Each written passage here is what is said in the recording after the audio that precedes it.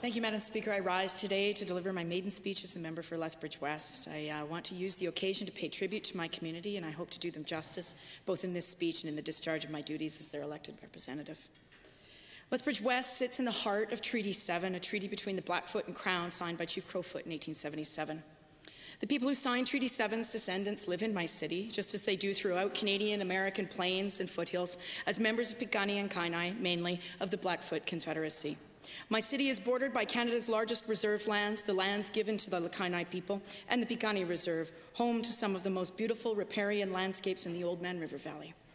Blackfoot people tell us stories of the abundance of the foothills and plains, the great herds of buffalo now disappeared from the landscape, their presence still held in the ecosystem by the flattened earth, the medicinal shrubs, the rich native prairie and soil. Madam Speaker, the worst of Canada's colonial history was played out in Treaty 7 territory. Smallpox and the extirpation of the bison herds robbed the people of their economy. Residential schools stole from parents the right to time and teaching of their children, stole dignity from the children and subsequent generations, and robbed the whole people of their language, spirituality, foods, medicines, and stories. The last great battle between Canadian Indigenous peoples took place in the middle of Lethbridge West, literally in the heart of my community. Its very centre is the spot in the Oldman River Valley where the Blackfoot and Cree clashed for the last time in 1870. It is called the Battle of Belly River in the history books because the white settlers renamed the river to the Oldman some years later. The term Belly River, as the story goes, was too risque for Victorian sensibilities. The battle was about the Cree's view that the Blackfoot had been sufficiently decimated by smallpox to lose an invasion. The river ran red with the blood of the Cree, as the stories go, and while the Blackfoot elders now smile wryly at recollection of that battle or their stories, this is still a gentle reminder for all of us that the people are fierce, they are tough, there are lines one does not cross. Mr. Speaker, the Sundance has never stopped in southern Alberta, the ceremonies, the centre of spiritual life for the Blackfoot people. Sundance had to go underground during the most vicious generations of white settler colonialism, but today it thrives in Kainai and now Siksika. Time is an enormous long river, and I stand in it just as my Indigenous sisters and brothers stand in it, and our work is now, after a great destructive flood of historical events, to move the stones back into place, to remove the deadfall of history but set it aside, and in its place as a reminder of what we have done and seen, repair the river together. We are all treaty people. On the west bank of the Oldman River, a short jog up a steep coulee from the scene of the last great battle, sits one of North America's finest art collections, tucked away in vaults at the University of Lethbridge. This is not something that not everyone knows or appreciates. In the middle of my riding, there are Picasso's, Matisse, Group of 7, Warhol, de Grande Maison. One of North America's most impressive collections of art was built in the 1980s by the art department at the University of Lethbridge, where Billy McCarroll and others cleverly leveraged a Lockheed-era arts policy to build one of the best collections anywhere. Those province-building initiatives, deployed through the Heritage Fund and an activist government in the early 1980s, reverberate until this day. It is my hope that we can, as a government, get back to this ethic of building a common heritage via an inclusive and proactive approach to the arts. The Lethbridge arts community is not just locked up in a vault. It spills out to one of the best things about our city and is a major contributor to artistic inquiry and endeavour for the province. In my small city, you will find musicians like Leroy Stagger and Dave McCann, queer theatre and cabaret at Theatre Outre, a symphony, the New West Theatre, a pride festival and parade, independent artist studios, spoken word, zines, and a comic book, Eric Dick's Slaughterhouse Slew, dedicated to the history and present of the city. The Allied Arts Council, admirably steered by Suzanne Lint, supports many of these initiatives and ensures the whole community has access to the arts via the CASA, the Community Arts Centre that anchors the downtown of my riding. The city of Lethbridge has also been home to generations of immigrants. We have been at the centre of some of the defining moments of the 20th century. In World War II, after forcible confiscation of their property, Japanese Canadians were relocated to southern Alberta to forced work on the sugar beet plantations just outside my city. After the war, many of those families ended up staying. This is why, Mr. Speaker, Lethbridge is home to a Japanese Canadian population that own businesses, have become judges and elected officials, and have contributed to all of Canada's understanding of displacement, racism, and the value of immigration. Joy Kogawa, who grew up in Lethbridge, is one of Canada's most recognized authors. In Obasan, her award-winning novel, she says, "Where do any of us come from in this cold country? Oh, Canada, whether you admitted it or not, we come from you. We grow where we are not seen. We flourish where we are not heard. We come from cemeteries full of skeletons with wild roses in their grinning teeth. We come from our untold tales that wait for their telling. Madam Speaker, my city has also become a national leader in welcoming Syrian refugees, just as we have welcomed immigrants from all around the world, from Italy, Hungary, the Americas, from Asia and the Arab world for a century. Lethbridge was even featured in international news coverage. We have contributed very significantly through public and private sponsorship of Syrian refugees. To those refugees I say, marhaban bikum fi Lethbridge, welcome to Lethbridge. Lethbridge is also home to a vibrant Franco-Albertan community. The community centre, La Cité des Prairies, is the cultural hub that celebrates the fact that we are a bilingual society. I am proud that my own children attend the Francophone school La Vérendrye, and I commend the staff and the school at La Cité, as well as their board, for building a community where all Francophone heritage in all its global diversity is celebrated and woven into how we understand what it means to be at home in Canada. Madam Speaker, Lethbridge West encompasses the downtown. It encompasses the North End with established communities, and of course the West Side. The West Side is growing with new housing starts among the leaders in the province. The growth of the city of Lethbridge is an object lesson in diversification of the economy. The community is home to value-added and agricultural processing.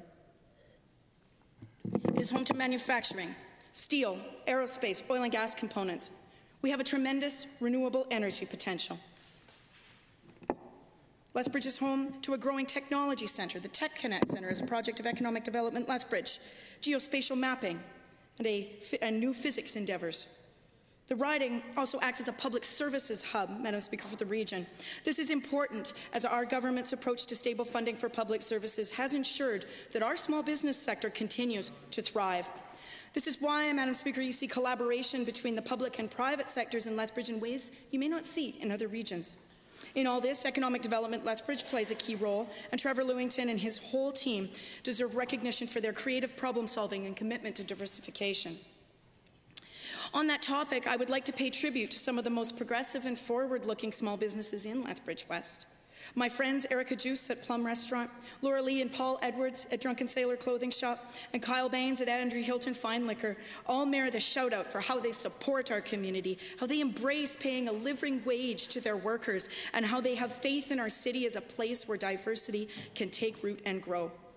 All of the downtown businesses in Lethbridge are supported by the Downtown Business Revitalization Zone, which is ably and progressively steered by Ted Stilson and his wonderful staff, including my Lethbridge Derby Dame teammate and friend, Melissa Johnson. We have a history of strong women in southern Alberta, Madam Speaker. I am only the fifth or fourth, depending on when Maria Fitzpatrick was declared the winner, woman to ever be elected south of Calgary. The first was Louise McKinney in Claresholm in 1914, one of the famous five. The second was Ada Thurston in 1944. The third was Bridget Pasteur in 2008. Numbers 4 and 5 did not come until 2015. There has still never been an Indigenous person, a New Canadian, or person of colour, or an LGBTQ person represented in our legislature from south of Calgary. There is much work left to be done. Lethbridge is home also to a significant labour history. It was the epicentre of the coal mining communities, which was, of course, the first boom that powered this province. Lethbridge was the place where the first Industrial Disputes Resolution Act was written by Mackenzie King before he was Prime Minister, and was the place where the first occupational health and safety rules were developed in response to the Hillcrest mine disaster in 1914, which killed 166 people. That project of occupational health and safety finally saw its full implementation in Alberta in December 2015, Madam Speaker, when OHS was extended to all paid workers in the province. The Alberta Federation of Labour was founded in Lethbridge, Madam Speaker, in 1913. I was proud to assist with the centennial celebrations when I worked for the AFL with the leadership of Nancy Furlong, Gil McGowan, and Siobhan Vipont. Madam Speaker, a few words on what brought me here and what sustains us all. I am a mum to two boys. Finn is 7, Hudson is 5. They are beautiful and smart and hilarious. They don't always love Mum's new job. I don't blame them, and I'm away a lot, and that's why I carefully guard the time that I do have. But many Alberta kids grow up with a parent who works out of town. I know I did. My dad was an electrician who worked on oil rigs. He was gone a lot. But in the early 1980s, in economic conditions not unlike these ones, when a prolonged drop in the price of oil with a prolonged drop in the price of oil. My dad lost his job. My mom went back to work as a teacher. If Peter Lougheed had pursued policies of dramatically cutting health care and education in response, my family would have been left with nothing. I think about that a lot. My dad taught my sister and I that we could do anything we want. He used to say, you can be an electrician if you want, and that was a radical thing to say in the 1970s to her little girl. My mom is a strong woman in and of herself and will never ever leave you wondering where she stands, but my mom is still here to speak for herself and my dad is not. So let me share a little bit about him. My dad had an inborn intellectual curiosity that did not come from a university, it came from who he was. He was monumentally impatient with inequality. He loathed overt displays of wealth or opulence. He loved to fix anything he could and reuse it and think creatively about all the stuff that piled up in his Quonset. He used to say that you can learn anything you like in a school, but you must also learn, above all, how to work. My dad did not live long enough to see me get elected, though I think he would have not been surprised. Sometimes I look up in the gallery and wish he was sitting there. I think about how he would have been here to watch this speech, to watch question period. I think of him also in his market gardening role. After my dad retired from the oil patch, he ran himself a little strawberry and vegetable market garden, along with a million other things that my parents were doing. Dad used to talk to me all the time about how the weather was changing, how the availability of water was changing. Ross Phillips, you were ahead of your time, and you knew things in your bones that the rest of us need a book to learn. Mr. Speaker, I found the compassion and empathy that I learned from my parents in my party as an adult. I found it in those I worked for, Raj Panu, who officiated my wedding, and Brian Mason, who, when I delivered my father's eulogy, I looked out and there he was. I found it in the incessant hard work of Jack Layton, who was an early inspiration. I found the impatience with inequality in my friend Nikki Ashton. Madam Speaker, when I and a small group of dedicated New Democrats began knocking on doors in 2011, I did not expect to sit in government. I expected to serve the people of Lethbridge West. And I would like to thank Dave McCaffrey and Melanie DeCilia for going out with me on that first day in September 2011, after I won the nomination, and for so many days since. My entire riding association makes sure I have the right supports to do this job, but none more so than my good friend Keith McLaughlin, who once pledged to me that he would knock on every door between 13th Street and Copperwood, and he's made good on his word. I'd also like to recognize the hard work of New Democrats over the years in this area. Over the years, Gordon and Sylvia Campbell kept the ship moving and founded the Southern Alberta Council on Public Affairs. Others, Marshall and Angie Jaremko, Tad Mitsui, and Muriel Mello, are giants on whose shoulders I stand. Madam Speaker, it is my honour to stand in this House and enjoy the privileges of service in the public interest and the trust afforded to me as a parliamentarian. It is indeed the culmination of my adult life's work, and I think you will agree, Madam Speaker, that the community that sent me here deserves all of my effort to ensure careful and thoughtful consideration of the pressing matters before us. The people of Lethbridge West have asked for a legislative program that is inclusive, that works towards equality, where justice is our guide, where everyone has access to personal liberty and expression, to a responsible relationship with the planet and our place in natural ecosystems. And with that, Madam Speaker, I will take my share of the work for the people of Lethbridge West.